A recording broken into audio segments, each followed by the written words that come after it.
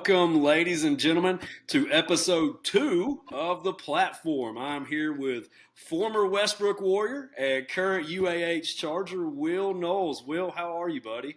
I'm doing well. How are you? I'm doing good, man. Are you loving Huntsville? I know you said you're a junior this year. I am 100%. You can find everything to do here, that's for sure. Listen, it is a little different than Gadsden, Alabama, is it not? It is for sure. Me and my wife lived up there for a year, and man, we just loved it because all the different places to eat. Everything you want here. So, Oh yeah. Listen, we had a favorite spot, Drake's. I don't know if you know where that's at, but Drake's had some sweet potato fries, man, that were out of this world. We used to love going there. now I've heard some good reviews about it. I've honestly never been there, but I I might got have to you. try it out. Well, listen, I mean, then we're just kind of average people too. Then we used to like going to Jason's Deli, man, because you get a free ice cream cone with your meal. That's right. Awesome. Well, let's just start out with this, man. You came very highly recommended when I asked Ken Burnett, and we're going to kind of talk about Ken in a little bit. But somebody when they said, "Hey, who's really trying to live for the Lord?" And so you're one of the first names that popped up, and so man, I think that's a big compliment to you. But let's start at your beginning, man. Just kind of get into your testimony a little bit and how you came to know Jesus. Yeah, so how I came to know Jesus, my dad's a youth pastor and a coach, and has always preached church first, Jesus first. But for me, honestly, it was just a thing I did. And it was just a thing to check off my bucket list or check off a list. But I had no relationship with Jesus. It was more about what I could do for me. And so for the longest time, it was all about Will for me. And about my eighth grade year, honestly, I couldn't tell you what the preacher was preaching. And I didn't, I felt a calling and I just kept pushing it away. And I remember sitting in my bed that night. It was right when I was about to go to sleep, getting ready to go to school the next day. And I just remember bawling my eyes out because I had a question that kept coming to mind. It was, if I died tonight, where would I end up? And I knew the answer wasn't what I wanted it to be.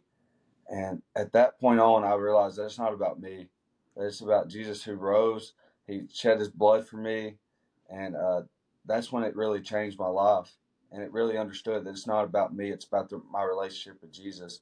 And now, just seeing the fruit that's come out of that is unbelievable. But yeah, so it went from all about Will to all about Jesus now. So That's awesome, man. You said that was eighth, ninth grade year, yeah, it was about seventh, eighth grade year. Can't seventh, remember eighth which grade. one. Yes, That's sir. awesome, man.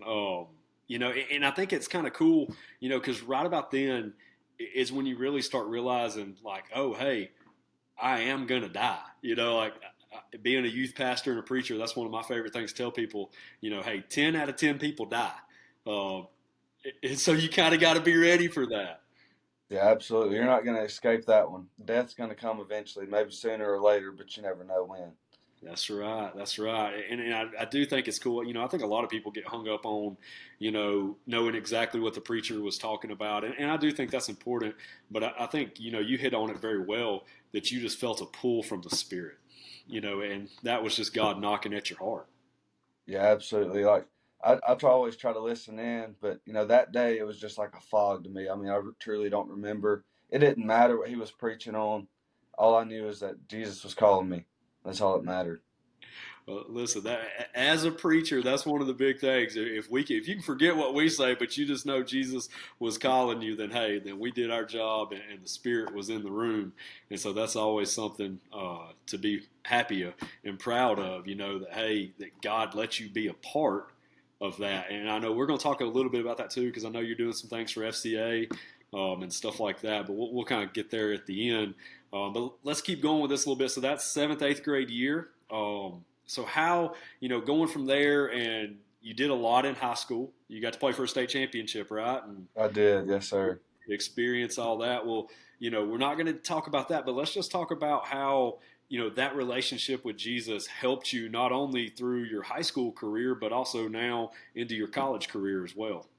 Yeah, so my relationship really grew my junior year when COVID happened and we got shut down. You know, you said we got to play for a state championship. Well, my junior year, we would have played for one too. And I just felt like everything got stripped away and I kind of lost sight. But that was a great time for me, honestly, just to slow down, remember that baseball is just a game and it's a platform and it's all about my relationship. And so that has truly helped me out tremendously. Just continue to grow or to grow in Christ, but also just to slow down, remember that whatever I've been given is just a platform. You know, that's the biggest thing now is I have to remember that I'm playing this game. I'm going through life as a platform. You know, it's not anything that I do that matters. It's what Jesus does through me that matters, what Jesus has done. And so that's truly the biggest thing that I've learned playing through that and what's helped me get me through. Do you remember that that year was hard for everybody because you were playing a baseball game one day, and then they said, "Hey, we're going to take a few days off, and then we'll come back," and then nobody came back that year. What did you fill that time with? During a season where you're normally at the field, what 6 to 7 days a week, to when when there was that extra time. What did you fill that space with? So what I filled that space with was a lot of time with family and a lot of time in the Word and just working out and trying to go fishing. You know, it was just really and honestly, it was a God thing just that I got to do that because I never really understood how much time I needed with the family because my brother ended up getting married that year. I moved off the next year, so it was just like that was the last time that we've truly been together, just the four of us, and just being able to spend the time with the family, spend time with God, just helped me slow down and realize it was just a reminder that hey, it's not right now. It doesn't matter in the long run. Like COVID, baseball, that's all gonna pass, but my relationship with Jesus will last forever. Man, you hit it right on the head. You know, I like to tell people, my players, when I was coaching, and even everybody else, you are going to be a person a lot longer than you are going to be a baseball player. Uh, Absolutely. and so, how you are as a person, what your life is built on is very, very important because if you build your life on baseball, if you build your life on sports, no matter how good you are, even if you, I mean, we see it now with Tom Brady. He's not playing this year. Like I got week one on in the background right now, and there's no Tom Brady out there. And so eventually you won't be that player anymore. So what is it when you step into that next season? And knowing who Jesus is, man, you have just been hitting all over, dude. You're doing a great job at that because that's who you are. And if baseball was gone, you know exactly who Will Noles is.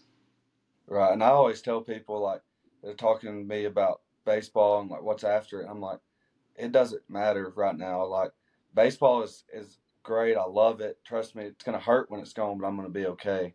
Baseball's not my identity anymore. And before it was, but baseball is just something I do. You know, it's not who I am. And that's the thing that the next chapter, no matter what it brings, it's not gonna dictate who I am. And that's a follower of Christ. So that's the biggest thing for me moving forward. Well, listen, let's talk a little bit about role models. In your life, you told me three that you listed that are some big time role models. Let's start out with the biggest one. The biggest one's definitely my dad. You know, youth pastor, dad, and also football coach. He's had so many lessons and taught me so much stuff. But the biggest thing that he's taught me is what it means to be a man and what it means to lead a God life and also be a great father. You know, his biggest thing coaching was, yeah, you're going to be a great football player, but we're also going to be a better man. He said, if you don't win a single game, I don't care. I just want you to be a man. And that's a man of God, of course. But yeah, he has been such a great impact. And I'm definitely the man I am now because of him. You know, he's instilled that into me, not only saying it, but also showing it. To me, that's the biggest thing that he's been able to live that life. And I've been able to also see that example and live a life like that. Man, and I think that's so big too because, not only he's always dad, but he was coach too. And you got to see him that what he said was not just coach speak in a huddle or coach speak in a locker room, but you came home with him too, and he was living it there too. So I know how important that is to see it on both sides. Oh, absolutely. You know, not everybody else had the blessing or curse, whatever you want to call it, going home with the coach. But I did, and I knew that he was committed to coaching. But whenever he pulled into the driveway, he wasn't coach anymore. He was just a dad, Yeah, and he left practice behind because that wasn't, like I said earlier, it's not his identity either. He he's a man of God that coaches football. yeah, He's not a coach that's also a Christian. So that was the biggest thing for me, being able to separate those two things.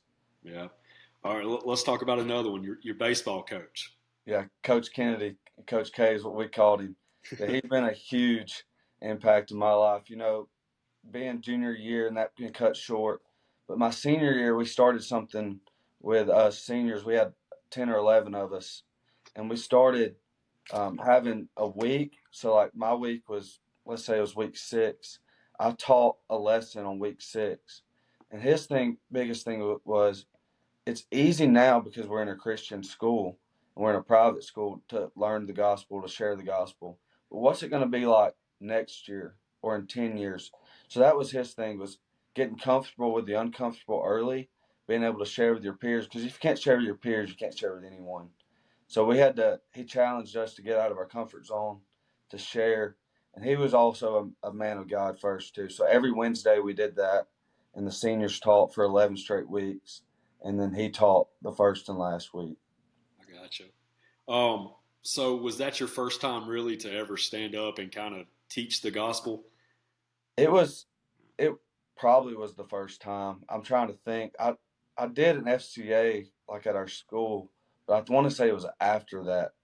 But yes, that was probably the first time, I would say. So he really pushed me out of my comfort zone a little bit because it wasn't comfortable and I hated it. But looking back on it, I really enjoyed it, and I'm really grateful that he did that. And he didn't care. Yeah, he was a great coach, but he cared about us in the future. That was huge.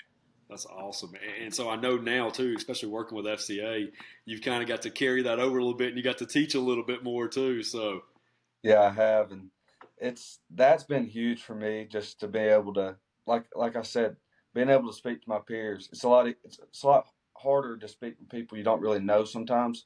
Sometimes it's easier, sometimes it's harder. But to be able to speak with my peers and now being able to speak with kids or people of my age, and I actually lead a study for our team now, and so that is just a huge comparison. That being able to lead a team or study my team then, and now being able to lead with my team now, has been a huge impact on my life. man, that is awesome. You get to see it on both sides, high school and college. But that locker room is special. But it's really special when you get in there and you get to open up the Word and really start seeing those light bulbs cut on to people's minds and to people's hearts. And that's important. It also comes with a lot too. And I'm going to get to that question in just one second. But when we talk about FCA, before we move on, we got to talk about one guy, Ken Burnett. Man, tell me what Ken's meant to you. Man, Ken's awesome. He's like another father figure to me.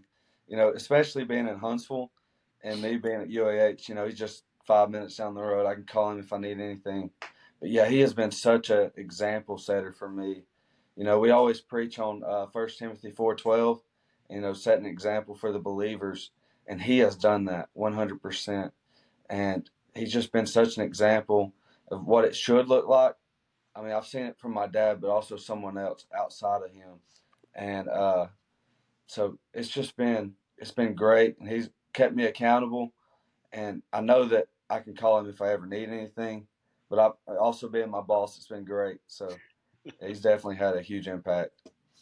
He is, man. And I don't think I've ever met anybody who doesn't not just has a nice word to say about Ken, but can't like talk for 20 minutes about how good Ken has been to them, and that's just a testament to who he is and the work that God's done in his life. Man, so Ken's one of my favorite people too. I love him, and he's helped us out. He made this connection for me, to get me to you, so we can talk about the Lord like this.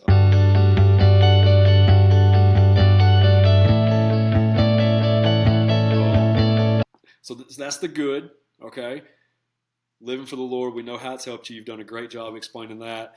What about some of the struggles about trying to live this life, not only in high school, but now into college? I didn't play baseball in college. I was a manager of, but baseball teams and athletics and just college in general can be a very tempting place. I think that's the nice way to say it.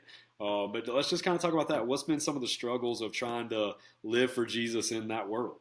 So one of the biggest struggles for me is just trying not to fit in. That's a lot of people's goal whenever they first get to college is how can I fit in? I didn't want to fit in. And that is a struggle, not doing stuff that other people are, missing out on some like parties, for example, or what everybody's at. But, you know, that wasn't my goal to begin with. I want my teammates to love me, but truly I want them to respect me more than anything. Yeah. It's not about how they feel that I missed this or missed that. It's about the respect that they built. And honestly, it's built a great platform. It's been a struggle not to do that kind of stuff because it is tempting and everyone's doing it, or it seems like everyone's doing it. Not everyone is, but that's what it seems like. Yep. But that being able to set apart and earn that respect from others has truly helped me spread the gospel. Because if you're doing everything with them, and then you're trying to share the gospel where it's like a grain of sand. It has nothing, no weight to them. Yep. And so that's the biggest thing for me is being able to be different when other people are all trying to fit in. Do you think you've had to kind of like work harder to try to find ways to bond with those guys and to make those connections when you're not, going to the bar with them or going to the parties with them or things like that? You know, I did early, but now I feel like it's even. I wouldn't say it's easier, but it's kind of just what I've gotten used to, I guess. So it's kind of easier that I've gotten used to it because we can bond over other things than that. So to me, I try to find things that we have in common and build on those things instead of building on something else that we don't have in common. Because if you look at the uncommon, everybody can be torn apart. So I just try to build together on the common. And so it's been a little difficult, but once you get used to it, it's honestly not that bad. And I feel like it's gotten a lot better since over these past 2 years, 3 years now. Man, that is good stuff, and you are 100% right. There's so many things that we can bond over where we don't. We can be in the world but not of the world. Right. And that's it's so easy to say, oh, like this, but it's even harder to live out there. But it's so important to live like that because you know we have to be set apart, but not so set apart where it's like, hey, you can't be around us. That kind of gets into the Pharisee kind of thing, and hey, we're better than you, and none of that. And you know this as much as I do, man. Followers of Jesus, we're not better than anybody else. We just found grace. That's right. So yeah, man. Okay, so a few more quick questions, and I'm gonna let you go, man. I know you're busy. Okay, life hacks. So you got any life hacks and tips for anybody out there trying to find time to make sure they're living for the Lord? My biggest thing is just be intentional.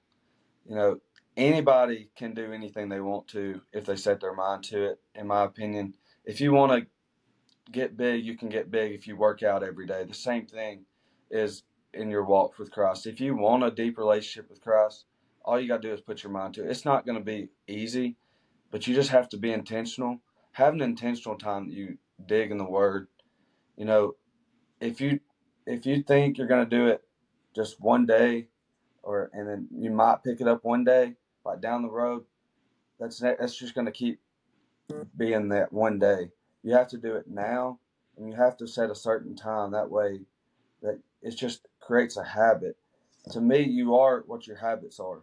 If your habits are working out, you're going to eventually get big. If your habits are reading the Bible and digging in Scripture, then that's what you're going to be. You're going to have a deeper relationship with God.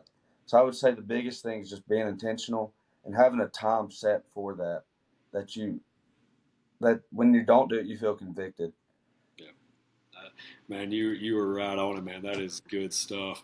All right, Will. Before I let you go, John 10:10. You listed that as kind of one of your favorite Bible verses. Tell us a little bit about John 10:10. Yeah, so John 10:10's actually been my favorite Bible verse since PLT, I believe. It could have been Winter Jam. But just because that's John 10:10 starts out with the thief comes only to steal, kill, and destroy. Well, you see that so much in today's world, and that's so. Why is that your favorite Bible verse? Because it's so awesome to see that the thief comes only to steal, kill, and destroy, and that's what's happening now. But the second part of that verse is when Jesus says, "But I have come to have life and have it more abundantly." You know, this world's only going to bring destruction. It's only going to bring terrible things. But that second part is what gives you hope. It's that Jesus has come to have life and have it more abundantly. And when you don't live of this world, you get that life, you get that peace. And to me, that's just the biggest reminder that this world is going to bring destruction. It's not supposed to be. It's not going to be good. But that life is that the hope, and it's just something that's a great reminder every time I read it that I have hope and I'm going to have life, even though I'm not of this world. Yeah, man. In John 10, Jesus is comparing himself to the good shepherd, and that's what a shepherd does. He looks after the sheep.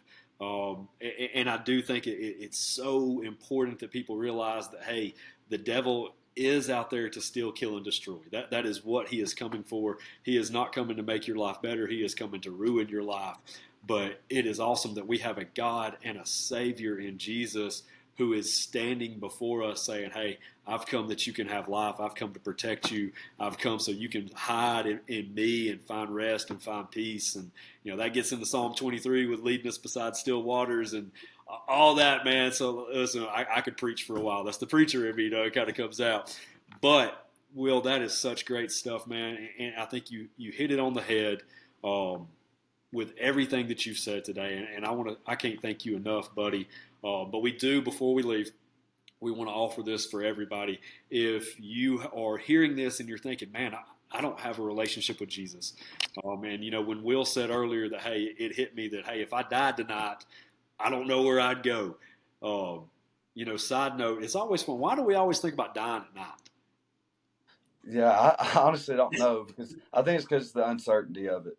You I know, guess so. But I've never heard anybody say, if I died this morning, you know what I mean? Like it's always been if I die at night. But no matter what time it is, are you 100% sure that you'll spend eternity with Jesus? And then the second question is, why?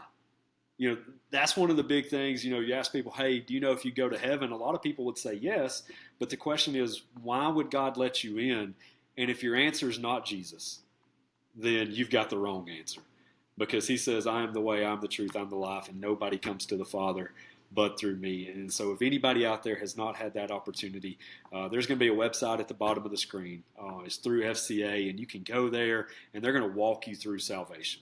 And if you make a decision, you can click on that link. It's going to let you fill out some forms. It'll go to FCA. They'll even try to send you a Bible as well, but have some people reach out for you because, Will, just like your life, man, you've shown it wasn't just about a one-time decision that you made in eighth grade. It's about that constant decision to keep following Jesus, all the way up until now and until he does call us home.